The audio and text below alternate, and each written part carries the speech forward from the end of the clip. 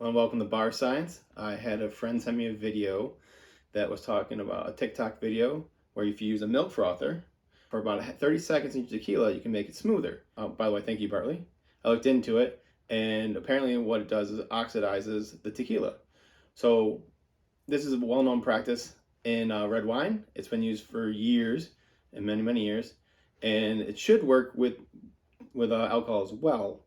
So I not only have already frothed these for 30 seconds each.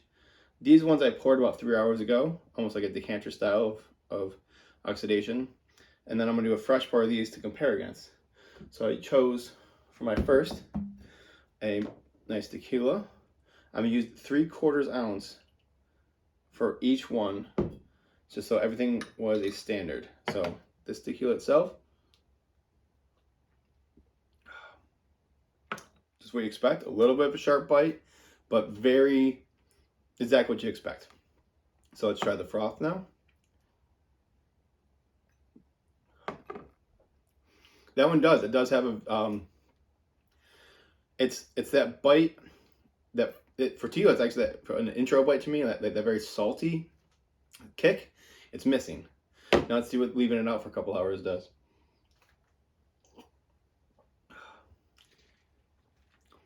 This one is not as smooth. It's smoother, but it's not as smooth as the froth one. So the second one I picked was Bacardi rum. I didn't want to choose anything too smooth by itself. Some like 5-year rums and things like that you might not be able to tell the difference because it's just already smooth enough. So you want something that's going to have a little extra like low cost budget bite. Yep, that's there. So let's try now. See if it worked. It worked with tequila. See if it worked with rum. Oh wow, that's almost like water now.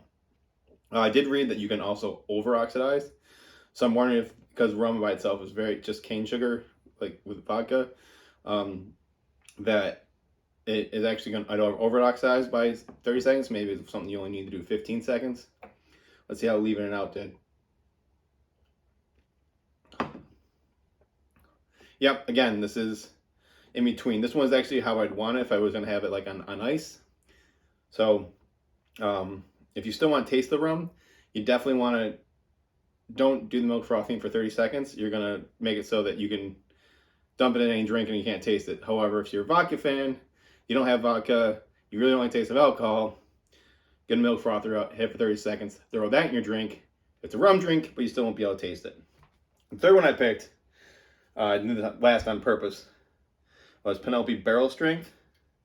So this is a bourbon that is a 114 proof. So this is definitely not going to be too smooth, and I don't expect it to be with the frother. I think it's definitely going to hopefully retain its flavor. I wonder if you take that bite off of it. It does taste amazing though. But it definitely keeps kicking. It's a good product. I always love drinking it, but man, is it, you feel it. Yeah, the froth watered down. So for all three, frothing it definitely adds an extra element of smoothness, that's not a word, smoothness that you wouldn't necessarily be able to find unless like an older aged whiskey or something like that. Leaving it out didn't seem to take away from the bite. I still get a very wood, very char, very bitter, and I don't think it helped out that much. I think you'd have to leave it up for a lot longer.